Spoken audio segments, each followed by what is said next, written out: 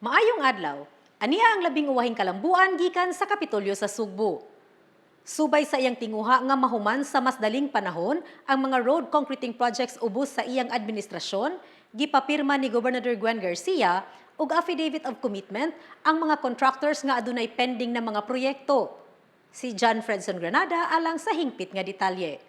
Mipirma og affidavit of commitment ang duha ka kontraktor nga nagsaad nga ilang humanon sulod lang sa 60 ka adlaw ang proyekto sa lalawigan sa Sugbo nga nadilatar tungod sa ilang kapakyas pagtuman sa schedule nga mahuman kini. Gihatagan ni Gobernador Garcia og katapusang lugway ang maong duha ka kontraktor nga mao ang Lida Construction Incorporated ug Square Cube nga humanon ang mga proyekto sa kagamahanan sa lalawigan sa Sugbo nga na-award na sa ilaha. Napupos na ang deadline pagtrabaho sa maong mga proyekto apan wala pa kini ma-deliver sa maong duha ka kontraktor ngadto sa Kapitolyo. Base sa datos nga ilang gipresentar sa gobernador, anaa pa lang sa 25% ang nahuman. I-grant ng 60-day nga extension para makabill sila aning mga nga-expire nga projects.